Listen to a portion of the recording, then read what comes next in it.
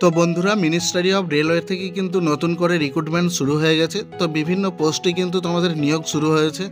যেমন এখানে বলা রয়েছে, দেখো, junior engineer, deputy material superintendent, chemical and metallurgical assistant, chemical supervisor and metallurgical supervisor. তো এই সমস্ত পদগুলিতে কিন্তু নিয়োগ শুরু হয়ে গেছে। তো এইখানে দেখো অ্যাপ্লিকেশন শুরু হচ্ছে যে ডেটে 30/7/2024 এবং অ্যাপ্লিকেশন শেষ তারিখ রয়েছে 29/8/2024 রাত্রি 11:59 পর্যন্ত। এছাড়াও তোমাদের কোনো কিছু ভুল হয়ে থাকলে সেটাকে মডিফিকেশন করতে পারবে।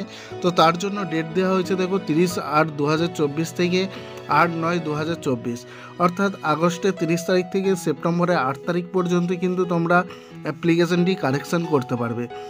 তারপর নিচে দেখো তোমাদের পোস্টগুলি সম্পর্কে ডিটেলস দেওয়া রয়েছে। এখানে 1 নম্বরে দেখো chemical supervisor research and metallurgical supervisor research. তো এখানে তোমাদের পে লেভেল থাকছে 7 অবধি। ইনিটিয়াল পে রয়েছে 44,900 টাকা। মেডিকেল স্ট্যান্ডার্ড যেটা বলা হয়েছে সি অ্যানেক্সারি এ, অর্থাৎ নিচেতে অ্যানেক্সারি এতে দেখে নেওয়ার জন্য বলা হচ্ছে।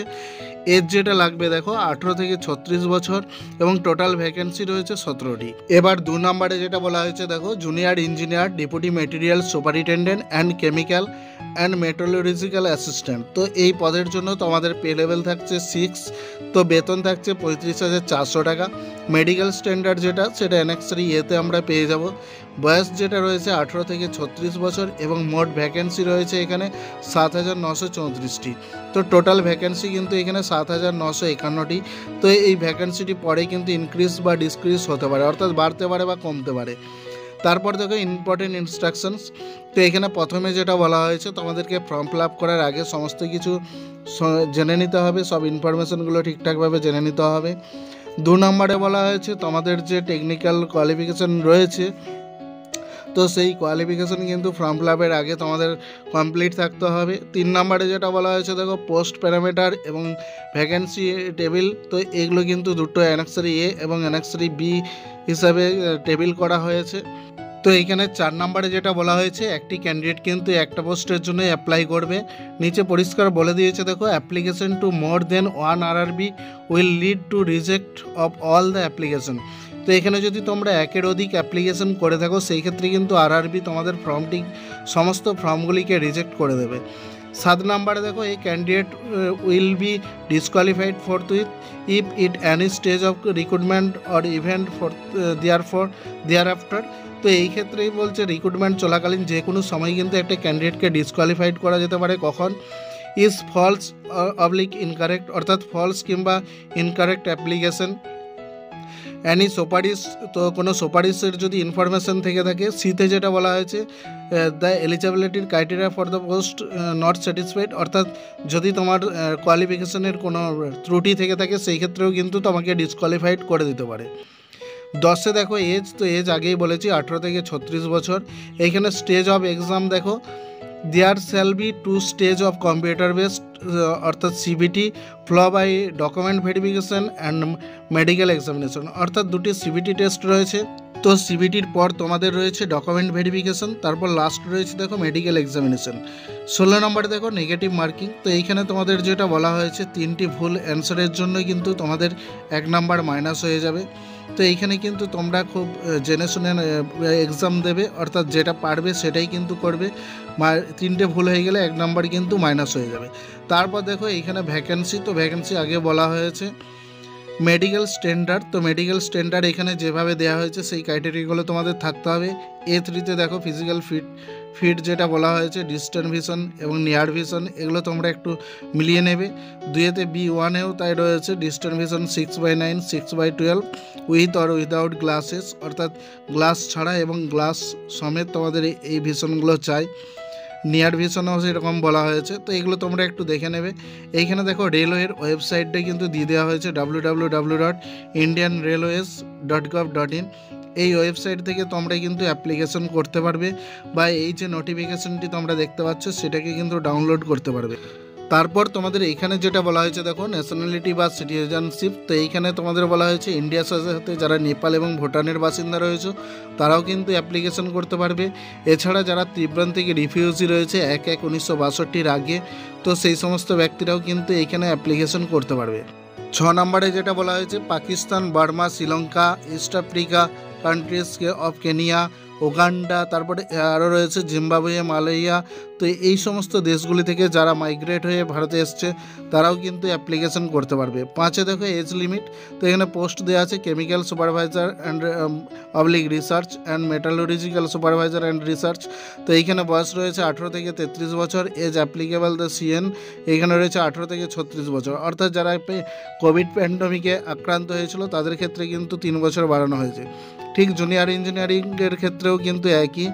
এখানে দেখো তোমাদের 18 থেকে 33 বছর বয়স, কিন্তু সিএনের ক্ষেত্রে 18 থেকে 36 ইয়ার্স পর্যন্ত তারা অ্যাপ্লিকেশন করতে পারবে। এরপর আমরা নিচে দেখে নেব এজ রিল্যাক্সেশন। তো এইখানে তোমরা জানো 18 থেকে 36 বছর বয়স পর্যন্ত অ্যাপ্লিকেশন করতে পারবে। এছাড়া যারা এজ রিল্যাক্সেশনের মধ্যে পড়ে যেমন এসসি এসটি তাদের ক্ষেত্রে 5 বছর এখানে ছাড় দেওয়া হয়েছে। এছাড়া যারা ওবিসি রয়েছে তাদের ক্ষেত্রে 3 বছর ছাড় দেওয়া রয়েছে। এক্স সার্ভিসম্যান যারা রয়েছে, এক্স সার্ভিসম্যান জেনারেল যারা রয়েছে 3 বছর, ওবিসি 6 বছর এবং এসসি এসটি রয়েছে 8 বছর। তো এইভাবেই কিন্তু তোমাদের যে ক্যাটাগরি ওয়াইজ ছাড় সেগুলো কিন্তু তোমরা পেয়ে যাবে। এডুকেশনাল কোয়ালিফিকেশান দেখো তোমাদের যেটা বলা হয়েছে এখানে, তোমাদের candidate should have request education অথবা technical qualification as indicated for the annexure A, অর্থাৎ অ্যানেক্সারি এতে কিন্তু আমরা এটা পেয়ে যাব।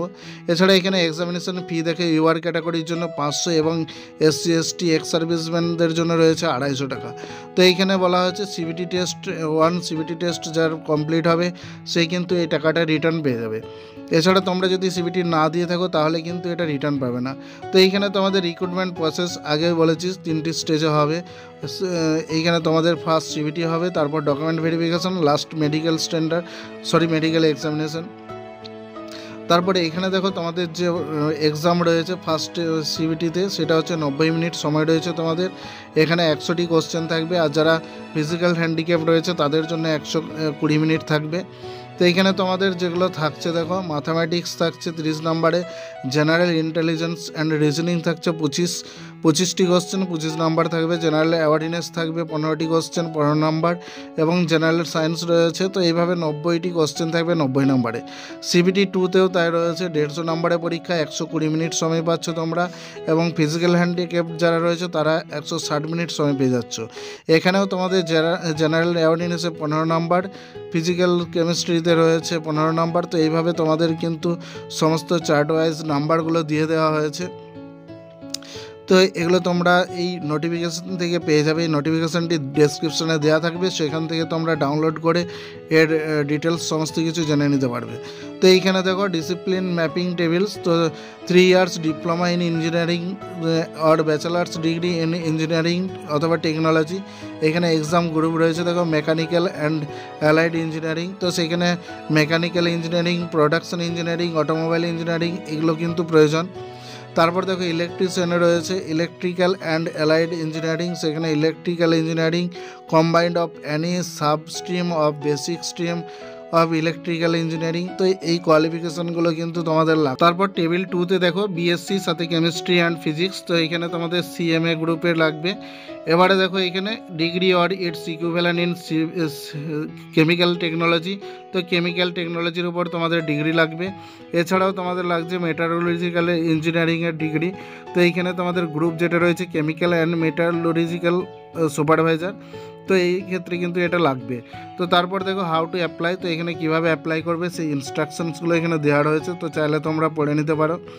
তারপর দেখো এইখানে তোমাদের জোন ওয়াইজ আরআরবি এর ওয়েবসাইটগুলোকে লঞ্চ করা হয়েছে, আহমেদাবাদ, চেন্নাই, মুজফ্ফরপুর, আজমগড়। তো এইভাবে দেওয়া আছে।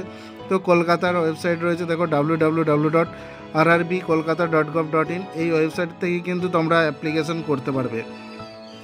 তো এইভাবে কিন্তু তোমাদের ফর্মটিতে সমস্ত কিছু দেওয়া রয়েছে। এর পিডিএফ আমাদের ডেসক্রিপশনে রয়েছে, তো সেখান থেকে চাইলে তোমরা ডাউনলোড করে সমস্ত কিছু পড়ে নিতে পারো। তো আজকের ভিডিও এই পর্যন্ত। ভালো লাগলে অবশ্যই লাইক করবে, শেয়ার করবে বন্ধুদের, এবং কোনো কিছু জানার থাকলে অবশ্যই কমেন্ট সেকশনে এসে জানাবে। যে সমস্ত বন্ধুরা আমার চ্যানেলে নতুন এসছো তাদেরকে বলবো চ্যানেলটিকে সাবস্ক্রাইব করে পাশে থেকেও পরবর্তী ভিডিওগুলো পাওয়ার জন্য, এবং অবশ্যই বেল আইকন অন করে রাখো যাতে সবার প্রথম নোটিফিকেশনটি তোমার কাছে পৌঁছে যায়। এবং যারা ইতিমধ্যেই করে নিয়েছো সাবস্ক্রাইবার তাকে অসংখ্য ধন্যবাদ। তো দেখা হচ্ছে পরের ভিডিও। ততক্ষণের জন্য ভালো থাকবে, সুস্থ থাকবে। জয় হিন্দ।